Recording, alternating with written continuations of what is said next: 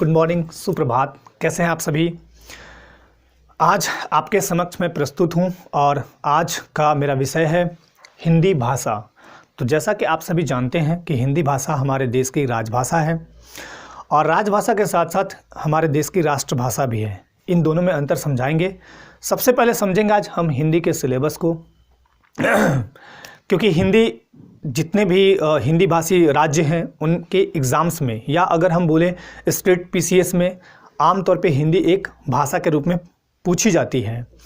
तो हिंदी भाषा के हमने यहाँ पे अध्ययन के दृष्टिकोण से 3 भाग किए हैं और 3 भाग को लेके हम समझेंगे।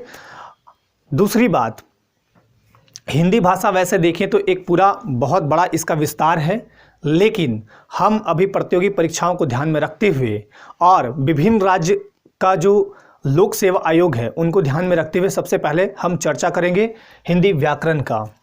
तो चलिए स्टार्ट करने से पहले आपको बता दें कि हिंदी हमारे देश की राजभाषा है या राष्ट्रभाषा, और अगर दोनों है तो कैसे है। सबसे पहले हिंदी राजभाषा किसे कहते हैं और राष्ट्रभाषा किसे कहते हैं, इसमें थोड़ा अंतर कर दें। देखिए, राजभाषा कहने का तात्पर्य मेरा ये है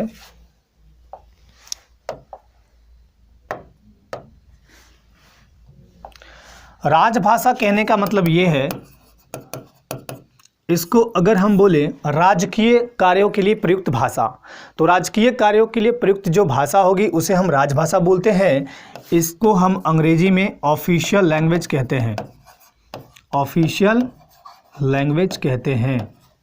ओके। भारतीय संविधान के 8वीं अनुसूची में 22 भाषाओं का उल्लेख है, जिसमें हिंदी को मान्यता प्राप्त हुई है राजभाषा का। भारत की राजभाषा हिंदी है। आर्टिकल 343 ये कहता है, भारतीय संविधान का अनुच्छेद 343 ये कहता है कि संघ की राजभाषा हिंदी होगी और उसकी लिपि देवनागरी होगी। ओके। तो सबसे पहले राजभाषा तो आप समझ गए होंगे, जिस देश का सरकारी कामकाज जिस भाषा में होता हो उसे राजभाषा कहते हैं। भारतीय संविधान ने इसे राजभाषा का दर्जा दिया हुआ है। ठीक है। दूसरा है राष्ट्रभाषा। ये क्या है, राष्ट्रभाषा क्या होता है? इसको हम बोलते हैं नेशनल लैंग्वेज, नेशनल लैंग्वेज। ठीक है। तो राष्ट्रभाषा क्या होता है? जिस देश की अधिकांशतः आबादी बोलचाल के लिए जिस भाषा का यूज करती है, प्रयोग करती है, प्रयोग में लाती है, उसे हम उस देश की राष्ट्रभाषा बोलते हैं। भारत में 60-70% से ऊपर आबादी हिंदी भाषा का यूज करती है, इसलिए हमारे देश में राष्ट्रभाषा क्या है? हिंदी है। लेकिन ध्यान रहे, संवैधानिक रूप से दर्जा इसे मिला है राजभाषा को, ना कि राष्ट्रभाषा को। राष्ट्रभाषा का उल्लेख भारतीय संविधान में नहीं है। इसको यूं समझ लीजिए जैसे एक आयोग है, योजना आयोग, जो कि अब नीति आयोग हो गई है, तो उसको भारतीय संविधान में गैर संवैधानिक निकाय के रूप में रखा गया है। उसी तरह हमारा राष्ट्रभाषा समझ लीजिए, बस ये योजना आयोग की तरह है। ओके, चलिए अब आगे बढ़ते हैं। तो हम हिंदी भाषा को 3 भाग में बांटते हैं। पहला भाग है मेरा व्याकरण, दूसरा है निबंध लेखन, पत्र लेखन, संक्षेपण। ठीक है। इसका मुख्य परीक्षा उत्तर लेखन में बहुत बड़ी भूमिका यहाँ से होती है। मुख्य परीक्षा उत्तर लेखन में इसकी भूमिका होती है। और तीसरा है हिंदी साहित्य। हिंदी साहित्य अपने आप में एक सारगर्भित, मतलब बोले तो बहुत बड़ा विषय है। चलिए, इन दोनों का ज़रूरत के हिसाब से आगे आने वाले वीडियोज़ में इनको भी पढ़ाएंगे। तो हम सबसे पहले लेके चलेंगे व्याकरण को। सबसे पहले क्या लेके चलेंगे? हिंदी व्याकरण को। और हिंदी व्याकरण अगर आप अच्छे से पढ़ लिए, अच्छे से समझ लिए, अच्छे से जान लिए, तो पत्र लेखन, निबंध लेखन, संक्षेपण में आपकी त्रुटियां नहीं होंगी, आपको समझ में आ जाएगा और फिर हिंदी साहित्य पढ़ने में भी मजा आएंगे। क्योंकि हिंदी साहित्य का एक बेस आपका रस, छंद, अलंकार भी है, तो यहाँ आपको व्याकरण में वो चीज़ जानना होता है। ठीक है। चलिए आगे बढ़ते हैं। देखिए, व्याकरण क्या है? जैसे हर एक भाषा का अपना एक व्याकरण है। अगर व्याकरण ना हो तो वो भाषा का स्वरूप ही नहीं टिकेगा। ठीक है। तो हम सबसे पहले व्याकरण को पढ़ेंगे। आईएएस के एग्जाम्स हो या स्टेट पीसीएस हो या वनडे का कोई भी एग्ज़ाम हो, वनडे का कोई भी एग्ज़ाम हो उसमें आमतौर पे हिंदी को एक भाषा के रूप में रखा जाता है। कोई ज़रूरी नहीं कि वनडे एग्ज़ाम में हिंदी भाषा हो ही, लेकिन राज्य में देखा गया है आमतौर पर मैं बोल रहा हूँ, हमेशा नहीं बोल रहा हूँ, आमतौर पर कि हिंदी को या तो व्याकरण वाले पार्ट को या तो हिंदी को एक वैकल्पिक विषय के रूप में या फिर एक मेन विषय के रूप में रखा जाता है। ठीक है, तो सबसे पहले हम हिंदी व्याकरण पढ़ेंगे और हिंदी व्याकरण को मैं आपको आसान शब्दों में तोड़ तोड़ के पढ़ाऊंगा। आपका काम है कि इस चीज़ को सुनना, इसको अनुसरण करना और हिंदी से संबंधित कुछ पुस्तकें बताऊंगा वो आपको करना है, उतना पढ़ना है उतना करना है आपको। उसके बाद हिंदी व्याकरण या हिंदी भाषा कहीं नहीं जाने वाली है। चलिए सबसे पहले आते हैं हिंदी भाषा का उद्भव। हिंदी भाषा का उद्भव, विकास और स्वरूप। सबसे पहला है हिंदी भाषा का उद्भव, यानी हिंदी भाषा कैसे जन्म ली, है ना, इसका विकास हुआ, इसका स्वरूप क्या है। तो हिंदी भाषा ऐसे जन्म नहीं ले ली, एक दिन का काम नहीं था कि हिंदी भाषा बन गई। आदि जननी हिंदी की संस्कृत है, संस्कृत, उसके बाद आई पाली भाषा, उसके बाद आई प्राकृत भाषा, उसके बाद उसके विकार हुए, अब भ्रंश आया, अब भ्रंश से फिर अब अवहट आया, अवहट से पुरानी हिंदी से अभी जो हम पढ़ रहे हैं वो है मानक हिंदी। ठीक है, तो मानक हिंदी, तो हिंदी भाषा का हम यहाँ से पढ़ेंगे उद्भव। पहला टॉपिक रहेगा हिंदी भाषा का उद्भव। हिंदी भाषा है क्या, कहाँ वर्णित है संविधान में, इसकी क्या स्थिति है ना। वैसे हिंदी दिवस कब मनाते हैं, हिंदी दिवस आप कमेंट में लिख के बताएंगे, क्योंकि भारतीयों को हिंदी दिवस पता होना चाहिए कि हिंदी दिवस कब मनाते हैं। ठीक है, दूसरा है हिंदी वर्णमाला और विराम चिन्ह। वर्णमाला के बिना तो हिंदी आप पढ़ नहीं सकते हैं, अक्षर ही नहीं रहेगा तो कहाँ से आप हिंदी भाषा पढ़ेंगे। और विराम चिन्हों का प्रयोग, हिंदी भाषा या हम बोले किसी भाषा में विराम चिन्हों का प्रयोग बहुत ही महत्वपूर्ण होता है। आप खाना खा रहे हैं, खाए जा रहे, रुक ही नहीं रहे, तो पता चला कि क्रैश हो गया है ना। तो उसी तरह भाषा में रुकावट जरूरी है। भाषा को सारगर्भित, भाषा को समझने के लिए विराम चिन्हों का प्रयोग बहुत अति आवश्यक हो जाता है। चलिए अगला है शब्द रचना, अर्थ, वाक्य रचना। ठीक है, शब्द रचना को हम 4-5 भाग में बांट देते हैं। शब्द रचना, जैसे अगर हम बोले विकार के आधार पर, तो विकार के आधार पर इसके 2 भेद होंगे। विकार के आधार पर 2 भेद, अगर हम विकार लें, विकार के आधार पर 2 भेद इसके होंगे। तो पहला होगा अविकारी और दूसरा होगा विकारी। ध्यान देंगे, विकारी और अविकारी। ठीक है, विकारी का मतलब क्या होगा, विकार उत्पन्न होना। विकार मतलब किसी न किसी तरह से उसमें बदलाव होना, उसी को बोलते हैं विकार। अविकारी, देखिए एक चीज बता देते हैं, हिंदी भाषा में जितने भी सार्थक शब्द होंगे, हिंदी भाषा में जितने भी सार्थक शब्द होंगे उनमें अधिकांशतः, अगर हम 90%, 95%, 98% की बात करें, अधिकांशतः शब्द में अगर हम किसी भी शब्द के पहले, किसी भी सार्थक शब्द के पहले अ लगाते हैं तो वो नहीं का अर्थ देता है। फॉर एग्जाम्पल, हमने एक शब्द लिया सत्य। सत्य मतलब होता है सच। ठीक है, अगर हम अ लगा दिए तो असत्य मतलब नहीं सत्य, यानी झूठा। अगर हम ले विश्वास, विश्वास मतलब समझते ही हैं, किसी के ऊपर विश्वास कर लेना। अगर हम अ लगा दिए यहाँ पे तो क्या होगा, विश्वास नहीं करना, अविश्वास। ठीक है, तो इस तरह आपका समझना। हाँ, अविकारी के कितने पार्ट होंगे, मतलब कितने भेद होंगे, तो अविकारी मुख्य रूप से होते हैं 4: क्रिया विशेषण, समुच्चय बोधक, संबंध बोधक और विस्मयादि बोधक। ठीक है, अव्यय या अविकारी एक ही चीज है। विकारी शब्द कौन होंगे, जिनमें क्रिया, लिंग, वचन किसी भी तरह से बदलाव आ जाए, उसको बोलते हैं विकारी शब्द। और विकारी होंगे 4: संज्ञा, सर्वनाम, क्रिया और विशेषण, मुख्य रूप से 4। अब आते हैं शब्द रचना में दूसरा भाग, रूढ़, यौगिक, योग रूढ़, इनको बांटा गया है। तीसरा आप देखेंगे अर्थ के आधार पर, तो अर्थ के आधार पर भी आपका बढ़ता है 4 भाग, जैसे एकार्थी शब्द, अनेकार्थी शब्द, विपरीत शब्द, विपरीत को ही विलोम शब्द बोलते हैं, या पर्यायवाची शब्द। एक पार्ट और बढ़ता है आपका उत्पत्ति के आधार पर, ये बहुत इंपॉर्टेंट है। उत्पत्ति के आधार पर तत्सम, तद्भव, देशज, विदेशज और संकर। संकर भी एक शब्द है। तो इस तरह से बांट दिए। एक और बटेगा आपका रचना के आधार पर, तो हमने बांट ही दिया रूढ़, यौगिक, योग रूढ़। यौगिक के 2 भाग होंगे, यौगिक के 2 भाग होंगे, प्रत्यय और उपसर्ग, उपसर्ग और प्रत्यय। ठीक है, चलिए वाक्य रचना। अब देखिए वाक्य रचना हम 2 तरह से करेंगे। पहला करेंगे, इसको मिटा देते हैं, उसके बाद आगे चलते हैं ताकि स्पेस बच जाए। देखिए, वाक्य रचना हम दो टाइप से इसको बांटते हैं। पहला अर्थ के आधार पर और एक दूसरा है रचना के आधार पर। ठीक है, रचना के आधार पर तीन भेद, सरल, मिश्र और संयुक्त। सरल वाक्य, मिश्र वाक्य, संयुक्त वाक्य। अर्थ के आधार पर इसके 8 भेद होते हैं और रचना के आधार पर 3 भेद। तो इनका पूरा विस्तार पूर्वक हम अध्ययन करेंगे। ठीक है, शब्द रूप। अब शब्द रूप में क्या आपको देखना है? शब्द रूप में तो सभी है, वचन है, कारक है, संज्ञा है, सर्वनाम है, विशेषण है, क्रिया है ना। तो ये शब्द रूप में हम पढ़ेंगे। फिर आपका संधि, संधि और समास। देखिए, एक चीज बता देता हूं, हिंदी व्याकरण को लेके काफी बच्चे जो हिंदी भाषी नहीं हैं, उनमें एक बहुत बड़ा समस्या घर कर गया है कि संधि बहुत बड़ा है, समास बहुत कठिन है, रस बहुत कठिन है, अलंकार बहुत कठिन है, छंद बहुत कठिन है। ऐसा कुछ भी नहीं है। कठिन तो तब है जब आप यहाँ से मान लेते हैं कि कठिन है। यहाँ से मान लिए जिस दिन ना कि कठिन नहीं है, कुछ भी कठिन नहीं है। मैं बोलता हूँ कुछ भी कठिन नहीं है। IAS बनने के ठाने यहाँ ठान लिए ना आप, कठिन नहीं है। एग्जाम्पल देता हूँ, एक बच्चा था, एक स्कूल था, उसमें काफ़ी बच्चे बैठे हुए थे। सर क्लास ले रहे थे, शिक्षक क्लास ले रहे थे। क्लास लेने के दौरान में उन्होंने बोला कि एक कोने में एक बोरी रखी हुई है, भरी हुई बोरी थी, बोरी रखी हुई है, बच्चों इसको कौन कौन उठा सकता है? तो मैक्सिमम बच्चे ना बोल दिए।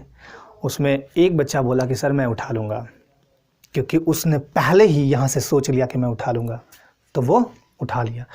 दैट मीन्स जब वो बोले सर कि ठीक है उठाओ, जब वो उठाने गया ना तो उसमें पता है भूसा भरा हुआ था।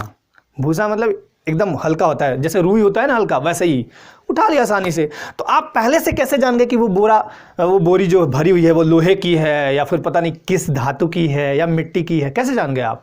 आपने तो पहले माइंड मेकअप कर लिया ना कि हमसे नहीं उठेगा। दैट मीन्स नहीं उठेगा। आप सोच लीजिए यहाँ से, बहुत आसान है। मेरे साथ पढ़ेंगे, संधि समास आपको बहुत आसान भाषा में पढ़ाएंगे, आपको समझ में आ जाएगा। ठीक है।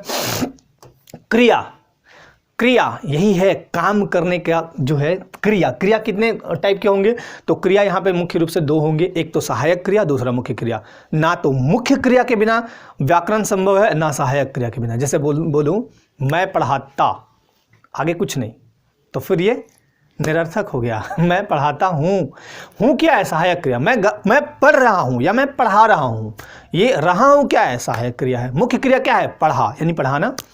ठीक है, तो सहायक क्रिया में क्या होगा? एक सहायक क्रिया व मुख्य क्रिया। मुख्य क्रिया में भी आप जाएंगे तो मुख्य रूप से 2 क्रियाएं मिलेंगी, सकर्मक और अकर्मक। यहाँ काफ़ी बच्चे फंस जाते हैं कि सकर्मक सर समझ में नहीं आ रहा है, अकर्मक समझ में नहीं आ रहा, बुक में कुछ और दिया है, हम पढ़ रहे हैं कुछ और, कुछ समझ रहे हैं और। ये आपको आसान तरीके से समझा देंगे। सकर्मक जिसके साथ स मतलब साथ, कर्म रहे, सकर्मक। अ हमने भी तुरंत बताया था, अ मतलब नहीं, अ मतलब नहीं, कर्म रहे, वहां पे कर्मक। इसको डिटेल में बताएंगे आगे आपको। अनेकार्थी शब्द, अनेकार्थी शब्द में क्या है भाई? अनेकार्थी शब्द में क्या है कि एक शब्द के कई अर्थ होंगे, है ना। अनेकार्थी शब्द में क्या होगा? एक शब्द के कई अर्थ हो सकते हैं। जैसे जल को हम क्या बोलते हैं? पानी भी बोलते हैं, है ना। तो उस टाइप से है। विलोम शब्द, विलोम शब्द क्या है? विपरीतार्थक शब्द इसी को बोलते हैं। अब विलोम शब्द में ध्यान, यहाँ पे बच्चे क्या गलती करते हैं? जैसे अगर आपसे पूछा है कि दिन का उल्टा क्या होगा, तो आप रात्रि नहीं करेंगे, दिन का उल्टा रात होगा। यानी विलोम शब्द में अगर आपको जिस चीज का विलोम पूछा जाए, मतलब संज्ञा का विलोम पूछा गया तो संज्ञा से उसका विलोम बताइए, सर्वनाम से विलोम पूछा गया तो सर्वनाम से बताइए, क्रिया से पूछा गया तो क्रिया से बताइए। मतलब विलोम का जो स्वरूप होगा, पूछेगा, वही स्वरूप में आपको आंसर देना है। ठीक है। पर्यायवाची शब्द, ये तो रटने वाला चीज है ना। पर्यायवाची हो गया, अनेकार्थी शब्द हो गया, विलोम शब्द हो गया, ये तो पढ़ने वाला रटने वाला चीज है। पर्यायवाची शब्द में क्या है? जैसे अगर हम बोले वस्त्र, वस्त्र का क्या है? वसंचीर, है ना। तो इस तरह से पर्यायवाची शब्द है। मुहावरे एवं लोकोक्ति, मुहावरे। अब मुहावरा में भी ध्यान रखना है कि मुहावरा पूछा कुछ और है, आप पर्यायवाची करके कुछ और बता दे रहे हैं। जैसे अगर मुहावरा पूछा जाए आंखों का तारा होना, तो आप नयन का तारा होना नहीं बोलेंगे, नयन का तारा कुछ और ही हो जाएगा। तो आंखों का तारा बहुत प्यारा होना। उसी तरह लोकोक्ति है। लोकोक्ति और मुहावरे में काफ़ी डिफरेंट है, काफ़ी अंतर है। लोकोक्ति किसे बोलते हैं? हम लोगों द्वारा कही गई उक्ति को लोकोक्ति कहते हैं। जैसे अगर हम बोले ओखली में सिर दिया तो मूसलों का क्या डर। यहाँ एकदम बेहतरीन एग्जाम्पल से आपको समझा देते हैं। ओखली में सिर दिया तो मूसलों का क्या डर। जानबूझ के विपत्ति में पड़ गए हैं तो फिर डरिए मत।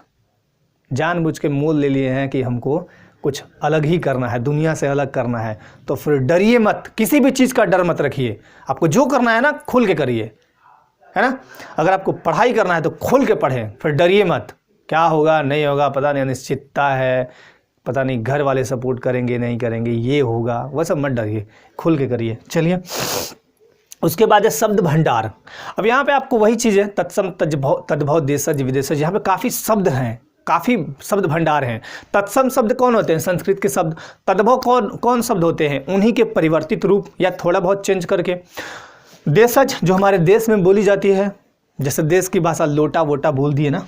विदेशज शब्द जो बाहरी से लिए गए हैं, अरबी फारसी हो गए, पुर्तगाली हो गए, चीनी हो गए, अंग्रेजी हो गए, है ना, जैसे अस्पताल, हॉस्पिटल, ये सब वर्ड विदेशज हैं।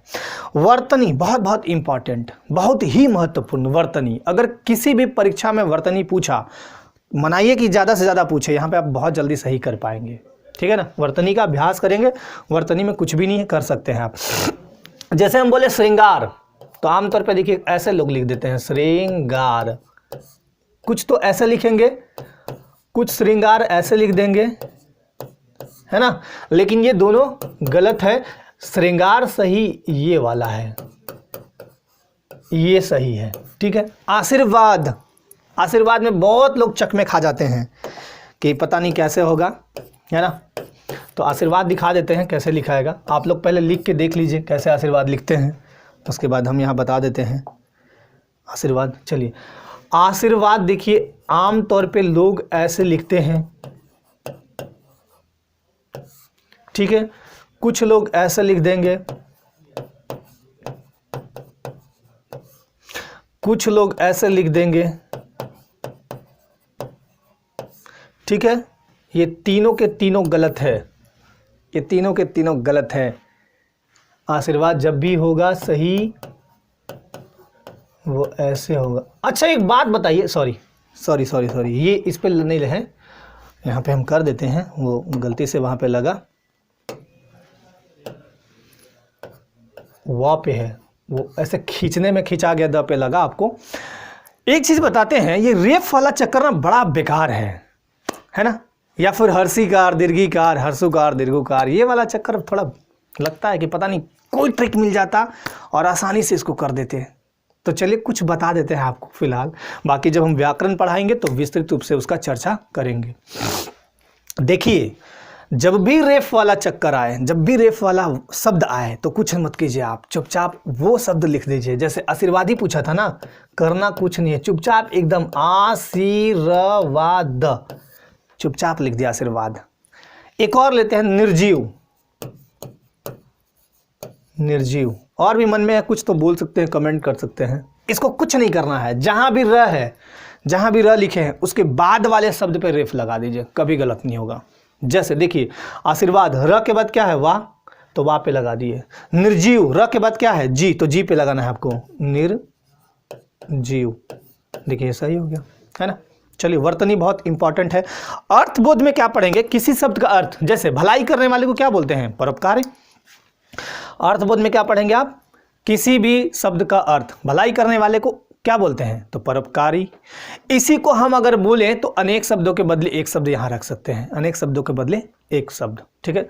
जिसका कंठ है नीला उसको क्या बोलेंगे, नीलकंठ, है ना।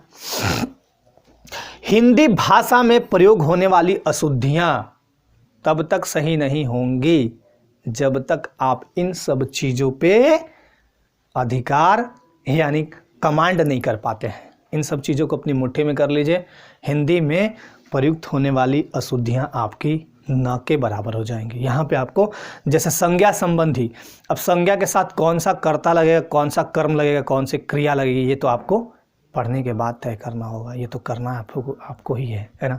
मैं तो कर नहीं दूंगा, मैं तो आपको पढ़ा सकता हूँ, सिखा सकता हूँ, करना तो आप ही को है। कहा भी गया है, करत करत अभ्यास ते जड़मति होत सुजान, रसरी आवत जात ते सिल पर पड़त निशान। कहने का आशय है कि अभ्यास करते करते ही जड़ मतलब क्या होता है, सोया हुआ। मति मतलब बुद्धि, जिसका बुद्धि सो गया है, या फिर ऐसा बोले जिसकी बुद्धि एकदम कम काम करती है। होत सुजान, सु मतलब होता है अच्छा, जान मतलब जान आ जाना, अच्छी जान उसमें आ जाती है। करते करते अभ्यास, एक जड़मति मतलब एकदम बेकार बुद्धि वाला बोले, या फिर कम बुद्धि काम कर रही है, या फिर हैंग हो गया है ना, हैंग होना अलग बात है। तो जड़मति हो तो सुजान, मतलब उसकी बुद्धि जो है करते करते अभ्यास सुजान मतलब अच्छी जान आ जाती है उसमें। रसरी आवत जाते, रस्सी मतलब रस्सी को देखे होंगे आप, रस्सी आते जाते सिल पर पड़त निशान, सिल मतलब क्या होता है, पत्थर, तो पत्थर पे निशान छोड़ जाता है ना। देन आगे पढ़ेंगे हम रस, छंद और अलंकार। तो रस में क्या पढ़ेंगे, रस अब रस क्या है, रस कुछ नहीं है, काव्य की शोभा बढ़ाने वाले को क्या बोलते हैं, रस।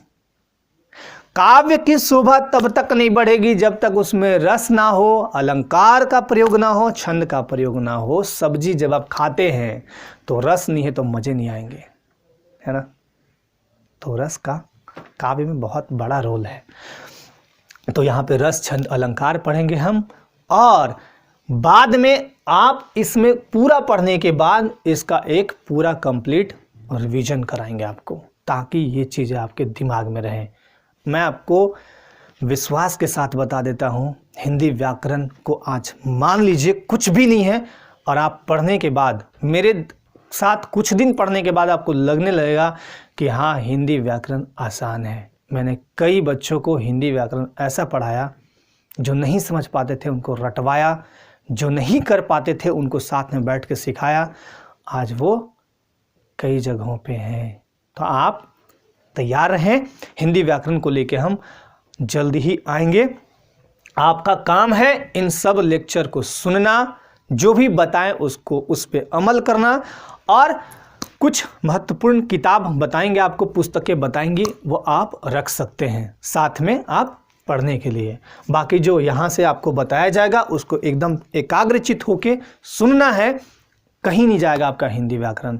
और हिंदी व्याकरण आज के टाइम में, या फिर पहले भी देखें हम, बहुत बड़ा रोल अदा करता है, बहुत बड़ी भूमिका अदा करता है प्रतियोगी परीक्षाओं में। नौकरी लेनी है तो लड़ना तो पड़ेगा, अभ्यास तो करना पड़ेगा, जितना अभ्यास कीजिएगा उतना ज़्यादा आसान होगा। तो चलिए, इसी आशा के साथ आपको धन्यवाद, मिलते हैं अगले वीडियो में। जय हिंद।